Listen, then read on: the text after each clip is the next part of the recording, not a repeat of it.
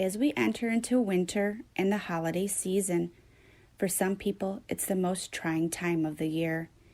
The reduced levels of sunlight, stress over money, and the whole Christmas tradition, or how the media has commercialized it to be with its high expectations, puts an enormous strain on most families.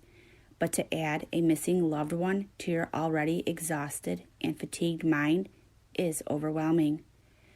Life as you know it is over, and your mind becomes not your own, but devoted to replaying the events of the day your loved one became part of the list of thousands of missing people and why it happened.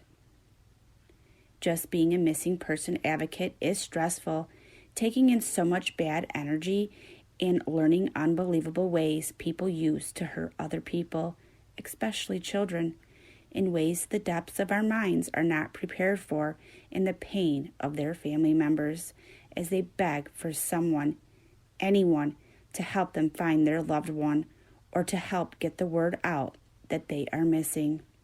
It's easy for us to step back away from a situation when it becomes overwhelming, but the family of a missing person does not have that opportunity or option. They are forever changed. Tonight, we are reviewing and updating a few of the cases we have covered this year. We are the eyes of strangers. Serenity Dennard was only 9 years old on February 3rd, 2019, when she walked out of the Black Hills Children's Home Society gym on the outskirts of Rockerville, South Dakota, on a cold Sunday morning. It has been said that she deviated a plan with another child to cause a distraction so she could leave, telling that child she was going someplace beautiful. The day previous to Serenity walking out, she had a visit with her adopted dad and siblings. He stated everything seemed fine that day and the kids all played together. Could something have been said to her during that visit? The very next day, Serenity walked out the door and no one bothered to go after her. Although Serenity was seen outside of the home, the staff searched inside the building, and it wasn't until an hour and a half of being aware that she was outside the school, the staff decided to call 911 at 12:26 p.m. The Pennington County Law Enforcement decided to aim their search and rescue focus on the woods surrounding the group home, although no one seen her walk towards the woods. The search dogs showed no indication that she ever left the school's property by foot. Her scent stopped right out front at the cattle guard. A visitor to the school reported seeing her standing at the entrance of the school as she pulled in at 11:20 a.m., 30 minutes after Serenity left the gym. It was also said that there were 2 woodcutters that law enforcement were looking for to question. What happened to them? When the witness left the school, Serenity was not at the gate any longer. Was she waiting for a ride? The ride that was taking her somewhere beautiful? Even though the first deputies arrived at the school at 12:46 p.m., Pennington County Sheriff's Office did not release a statement until 4:57 p.m. to alert the public about the search for Serenity, or that there was a child even missing.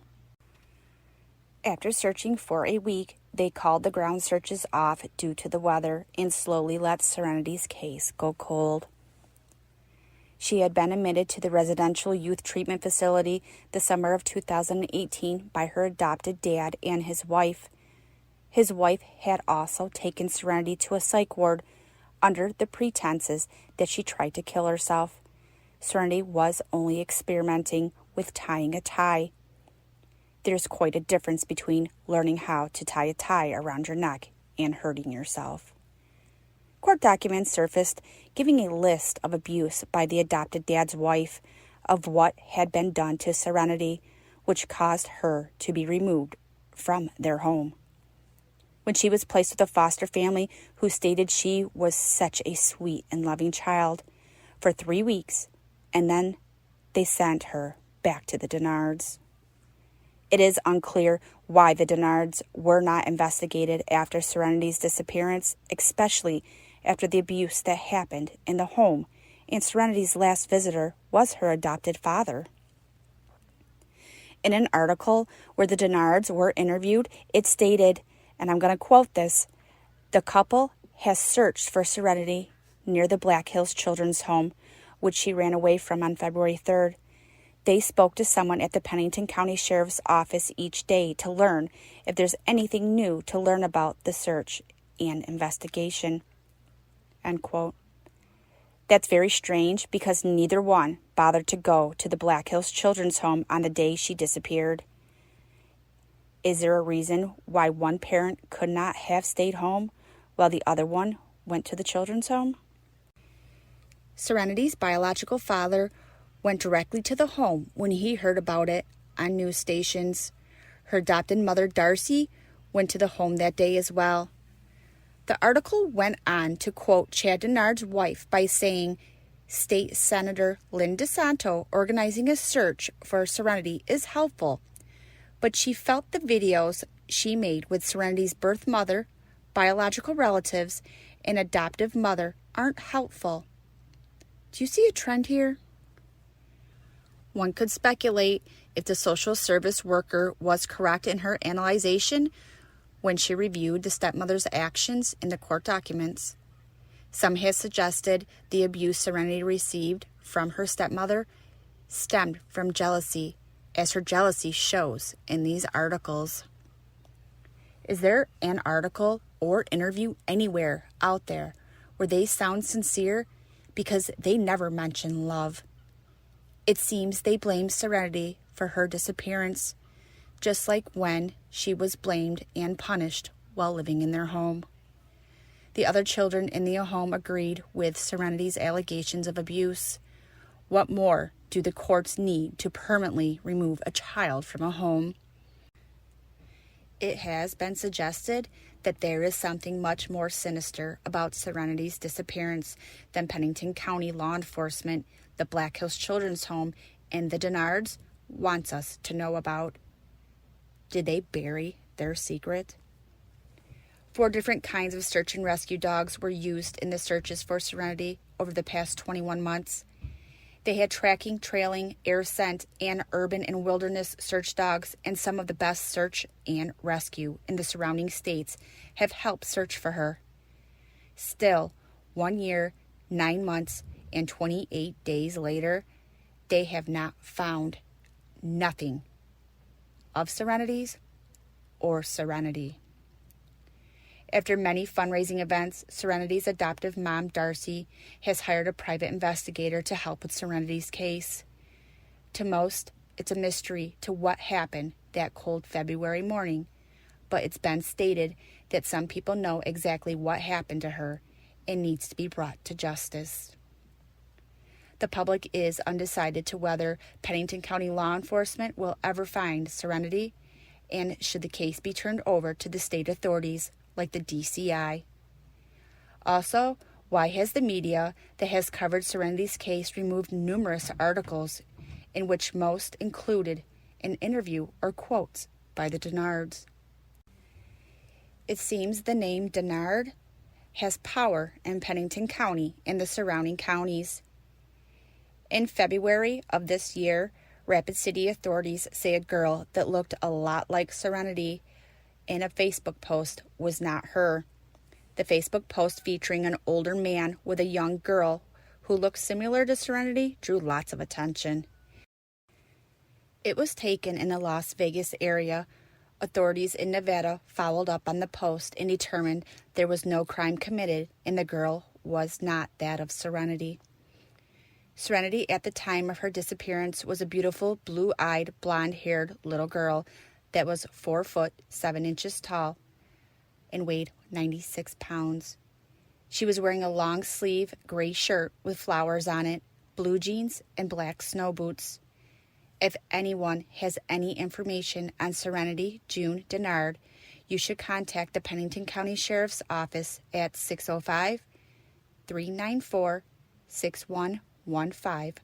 Or if you're not comfortable contacting the Sheriff's Office with this information, you can call the DCI tip line at 605-394-1884. Someone in South Dakota knows what happened to Serenity. Chance Englebert of Moorcroft, Wyoming had planned on spending the July 4th holiday 2019 with his friend, fishing and just having a good time, but at the last moment, his wife changed their plans and they ended up spending their holiday in Gering, Nebraska with her family. On July 6, 2019, the story that has been told by his wife is that Chance went to play golf with her father and another male who has now been identified as Chance's wife's sister's boyfriend.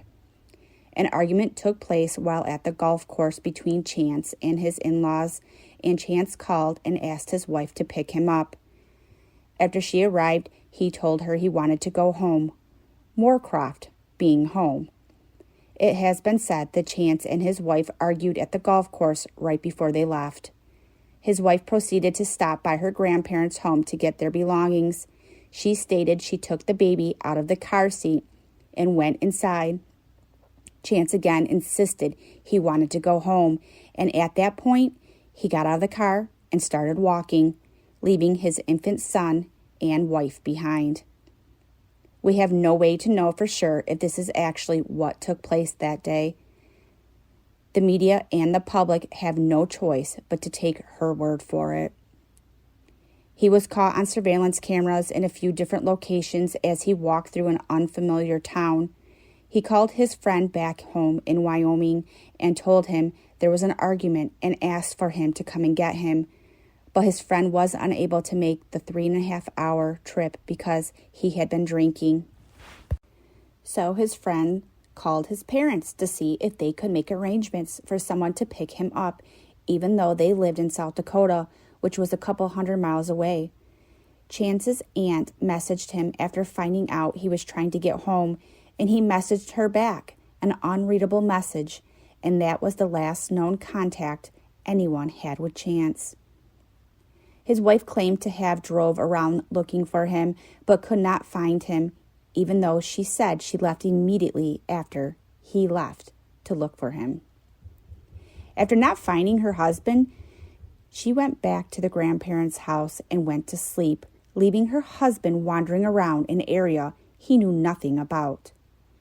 Chance has never been seen since that day, and even though she claims she nor any of her family members had anything to do with his disappearance, she refuses many media interviews and called the police on one person just for knocking on her front door.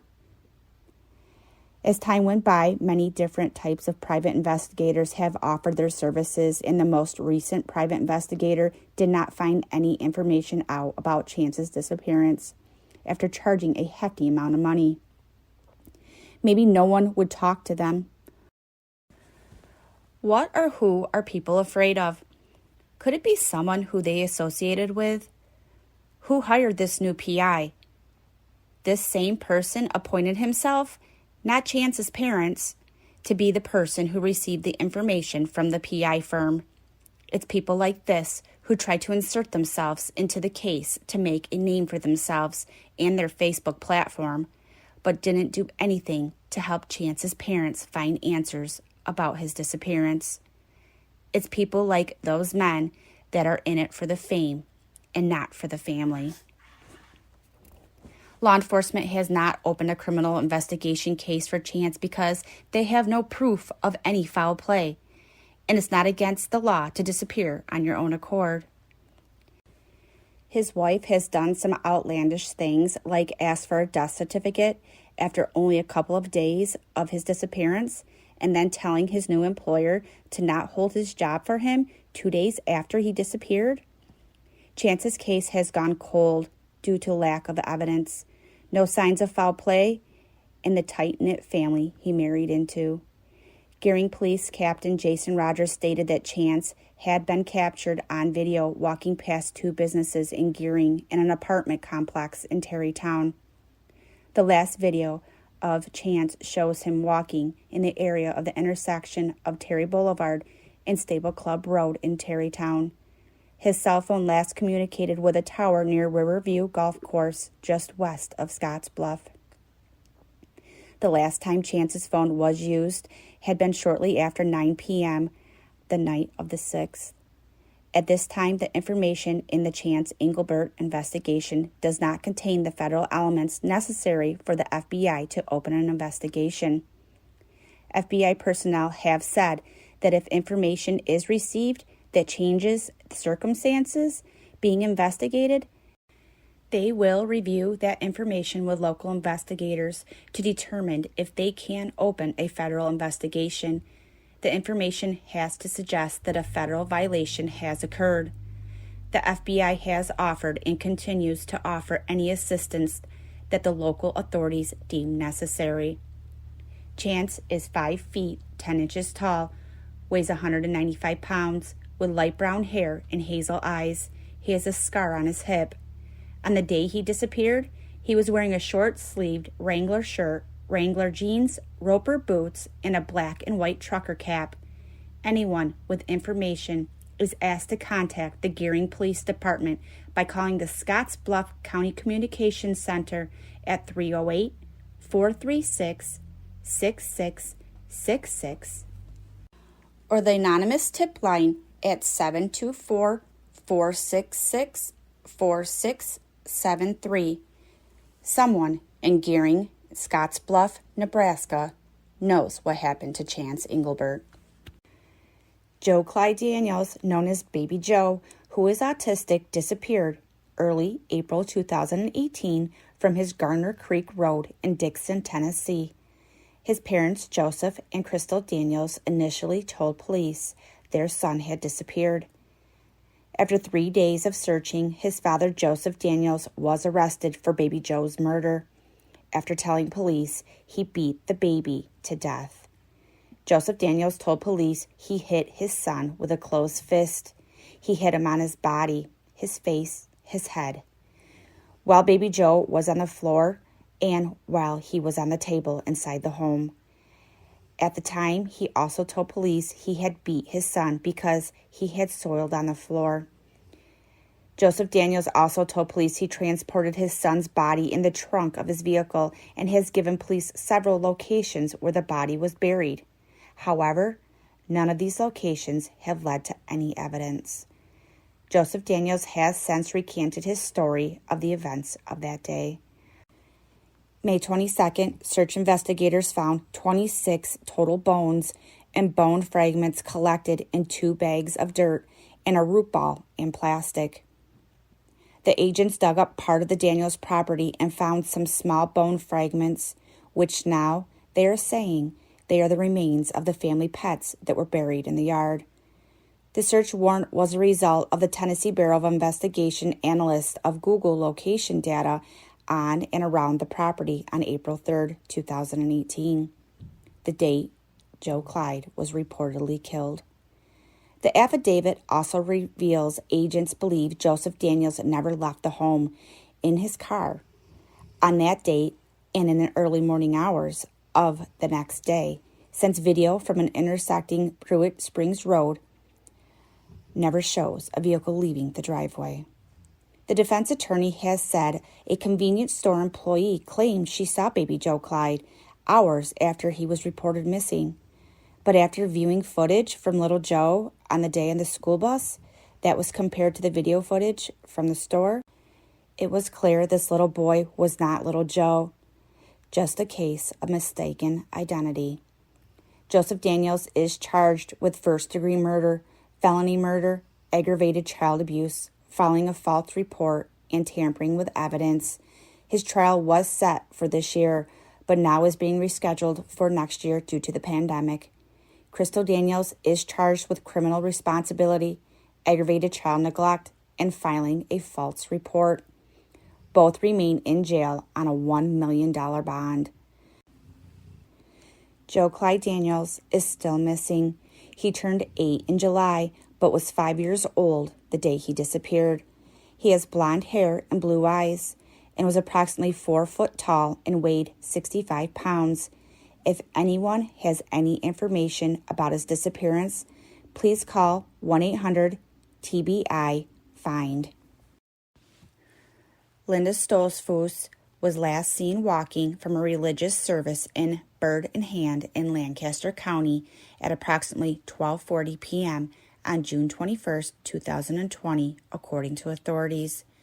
Linda is Amish and was supposed to go to a meeting with her youth group, but never made it. Police obtained warrants and charged Justo Smoker with felony kidnapping and a misdemeanor false imprisonment in regards to Linda's disappearance.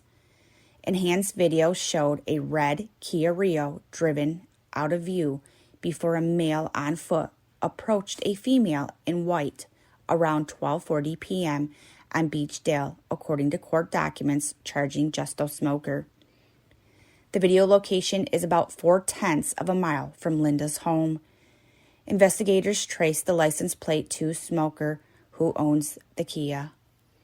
Multiple witnesses also reported seeing a woman dressed in Amish clothing and a man in a car that matched Smoker's description that they had witnessed. Investigators said they don't believe Linda and Smoker knew each other. The fact that Linda's bra and stockings were found buried near where Smoker's vehicle was last seen at a business on Harvest Drive in Ronks leads only to the conclusion that she suffered harm. The most recent update in Linda's case came on September 17, 2020. Unsealed court documents show Smoker texted his brother 15 times over a 2-hour period around the time Linda disappeared. Justo and his brother exchanged messages from 1:05 to 3:00 p.m. on June 21st, 20 minutes after Linda was last seen. Justo's brother, Victor, has not been charged with anything relating to Linda's disappearance. Justo Smoker of Paradise Township, who was released February 2019 from jail after serving 12.5 to 30 years in prison, has been charged with Linda's kidnapping and false imprisonment. On July 10th, after investigators said a homeowner surveillance video showed Smoker's car near where a woman believed to be Linda was seen on video. Even though this case seems grim, Linda is still missing. Linda's 18 years old. She's 5'10" and weighs 125 pounds. She has brown hair and blue eyes. She was last seen wearing a tan dress, white apron, and black head covering. If you have seen Linda or have any information on her and her disappearance, you can contact the East Lampeter Police at 717-291-4676 or the FBI at 800-255-5324. The reality is that you will need to grieve forever until you find your loved one. You will not get over the feeling that a loved one is out there somewhere, not knowing where they may be. You will learn to live with it. You will heal. And you will rebuild yourself around your loved one that is missing. It may be difficult, but you will be whole again. But you will never be the same. The administrators of the Missing Truth send our prayers to each and every family. For further updates on any of our cases, like and subscribe to our channel to receive notifications. Like and follow us on our Facebook page and join our private Facebook group. Always remember, some sort of truth remains in a lie. Have a good night.